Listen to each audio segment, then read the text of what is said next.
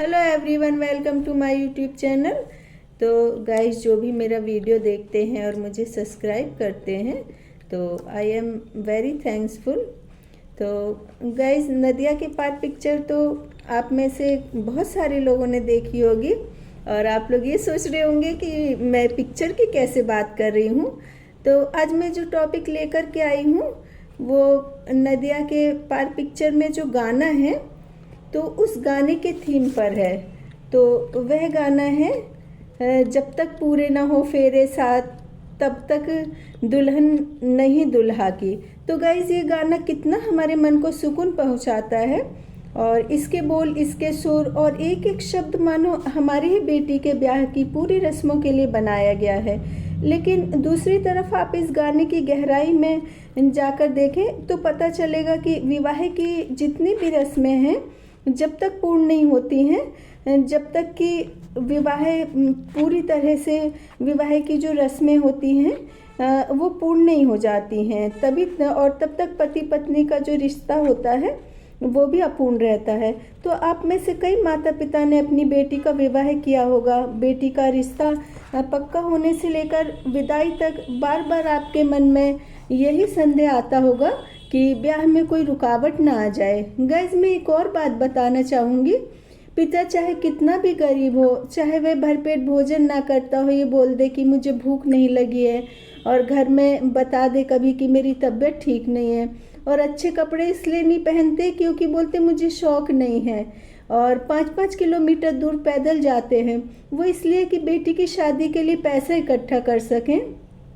और मेरे पिता भी इसी तरह से हैं और वो भी जब सर्विस टाइम में थे तो साइकिल से जाते थे, स्लीपर पहनते थे और उनके पास ना सिर्फ 2-3 जोड़ी कपड़े थे। तो मैं भी बोलती थी कि आप पापा ऐसे कपड़े मत पहना करो, अच्छे से कपड़े पहना करो। कभी मेरी कॉलेज की लड़कियां दिख जाती हैं, कभी कोई मेरी जो मैडम वगैरह दिख जाती हैं तो मुझे नहीं अच्छा लगता है।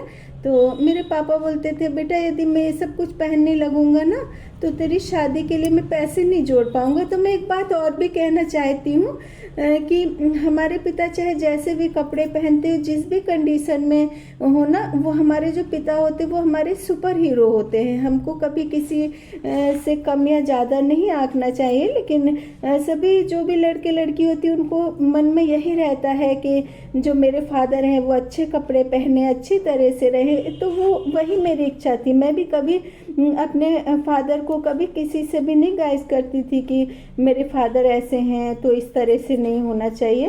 तो गाइस, यहाँ मैं जिस लड़की की स्टोरी का ऑडियो लेकर के आई हूँ वह एक रियल स्टोरी पर आधारित है, एकदम सच्ची घटना है और इसमें लेस मात्र भी काल्पनिकता नहीं है।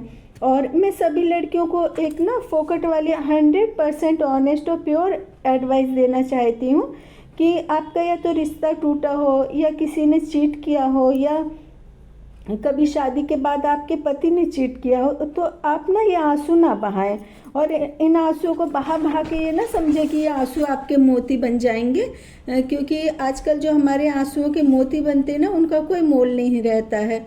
और आप ना उन आंसुओं को अंगारे बनाकर अपने जीवन में आगे बढ़े। और बताइए तो जरा, एक तो आपके साथ धोखा हुआ और रो रो कर आप खुद को कमज़ोर दिखाएंगी और 3-4 दिन बाद जब भी आप बहुत ज़्यादा कमज़ोर हो जाएंगे, आप में सोचने समझने की हिम्मत नहीं रहेगी, तो आपके माता पिता फिर क्या करेंगे? जब आपको कुछ सोचने नहीं बनेगा, आप कुछ नहीं समझ पाएंगी, तो कहीं भी वो शादी कर देंगे और वहाँ जाकर जो आप नज़ारा देखेंगी, जो कुछ आपको देखने के लिए मिलेगा बच्चे, उसके लिए हिम्मत बहुत चाहिए। 100% बता रही हूँ मैं, ये जो है ना प्रैक्टिकली बातें, कोई ऐसी वैसी बात नहीं है। और इसी तरह से इस लड़की ने भी ऐसा ही साहस दिखाया था। और मैं आप लोगों को डरा नहीं रही हूँ बिल्कुल भी, ये मत सोचना मैं आप लोगों की ना हिम्मत बना रही हूँ। और इस कहानी में ना मैंने लड़की का नाम गुप्त रखा है, उसका काल्पनिक नाम नियति है। और नियति और मेरी शादी की तारीख में ना सिर्फ 1 दिन का फ़र्क था, क्योंकि नियति की शादी 23 फरवरी की थी और मेरी 24 फरवरी के वैसे भी ना फरवरी को बर्बादी का महीना कहा जाता है। और नियति के 3 भाई बहन थे और बहुत ही ज़्यादा उसको लाड प्यार से पाला गया था। धूमधाम से शादी की तैयारी चल रही थी और नियति बहुत ज़्यादा समझदार थी, सरल स्वभाव की थी। और नियति की शादी की तारीख एकदम नज़दीक थी, सारे मेहमान रिश्तेदार इकट्ठे हो गए थे, घर में खूब धूम धड़ाका चल रहा था। और नियति का घर बहुत बड़ा था, घर के सामने उससे भी बड़ा आंगन, और एक तरफ हलवाई मिठाई बना रहे थे, दूसरी तरफ घर के डेकोरेशन के लिए फूलों की माला, झालर, साज सजावट इत्यादि का इंतजाम किया जा रहा था। और नियति की मम्मी और ताई जी बहुत रो रही थी, एक ही बेटी थी और वो भी विदा होकर के चली जाएगी। अब मैं सच्ची बताऊं, क्योंकि मेरी भी 24 फरवरी को शादी थी, तो मेरी मम्मी भी रो रही थी। तो मैंने अपनी मम्मी से कहा, मम्मी आप इस तरह से रोती रही ना तो मैं तो फिर यहीं पर ही रह जाऊंगी, आप करते रहना, शादी में जाऊंगी नहीं।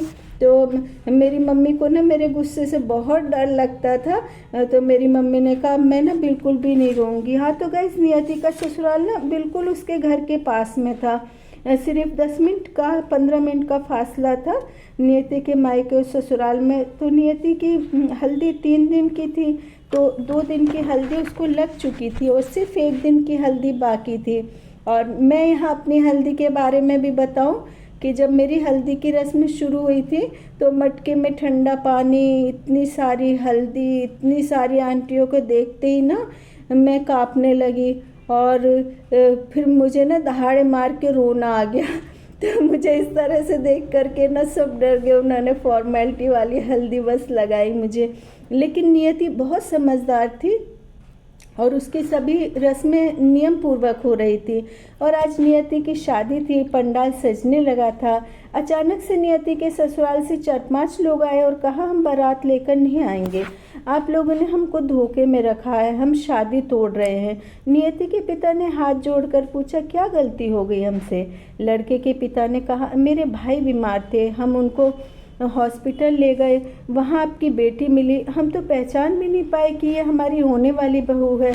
उसका चेहरा एकदम जला हुआ था। नियति के सभी रिश्तेदारों ने बहुत समझाया कि थोड़ी सी स्किन प्रॉब्लम है, ठीक हो जाएगी। कार्ड भी बढ़ चुके हैं, शादी की सारी तैयारियां भी हो चुकी हैं, देखो साज सजावट भी चल रही है, मेहमान भी इकट्ठे होने लगे हैं, और हमारी क्या इज्जत रह जाएगी।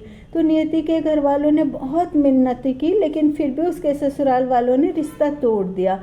तो नियति के घर वालों पर तो दुखों का पहाड़ टूट गया। लेकिन नियति ने हिम्मत नहीं हारी, अपने पिता से कहा पापा यदि शादी के बाद मुझे कोई हेल्थ प्रॉब्लम हो जाती और जब मुझे ये लोग छोड़ते तो मैं कहाँ जाती। नियति बहुत ही साहसी और निर्भीक थी, तो उसने नौकरी के लिए कई जगह अप्लाई किया, उसकी नौकरी लग गई। लेकिन मैं ना गाइस एक बात कहना चाहूँगी कि जो हमारे समाज की रीत है ना, वो लड़की के लिए बहुत ही छोटी सोच की है और इसी तरह से बनाई गई है, और हमेशा ही सोच यही की यही है अभी तक भी। किसी लड़की का चाहे रिश्ता टूट जाए, उसका डाइवोर्स हो जाए या फिर उसका हस्बैंड छोड़ दे ना, तो बस उसको ये टैग लग जाता है कि ये लड़की छोड़ी हुई है। और लड़के वाले भी यदि लड़की की कहीं शादी हो जाती है ना, तो बाद में लड़के वाले भी कहते हैं अरे हमने तो उसे छोड़ दिया था। ये नहीं कहते कि तुम तो बुज़दिल थे, तुम्हारे में तो हिम्मत नहीं थी, जिसमें हिम्मत थी वो लोग तो उसको शादी करके ले गए। लेकिन तुम लोगों का क्या हुआ, तुम्हें तो शर्म से मुंह छुपाकर इधर उधर रहना चाहिए कि तुम इतनी हिम्मत नहीं कर पाए, तुम इतना बेशर्मों की तरह बोलते हो कि नहीं नहीं ये तो छोड़ी हुई लड़की। अरे छोड़ी हुई लड़की ऐसी नहीं होती हैं कि तुम छोड़ दोगे तो वो किसी के दरवाजे पे पड़ी रहेंगी, उनमें बहुत ज़्यादा हिम्मत आ जाती है। और मुझे ऐसा लगता है कि ये जो लड़की के लिए टैग है ना, ज़्यादातर लड़कियों के लिए उम्र भर ही चलता रहता है, और समाज को और हम लोगों को ना अपने दिमाग से ना इस डर्टी टैग को निकाल करके फेंक देना चाहिए। तो गाइस इसी तरह की रियल स्टोरी और समाज की कड़वी सच्चाई और मार्मिक स्टोरी का ऑडियो सुनने के लिए मुझे प्लीज़ सब्सक्राइब करते रहें।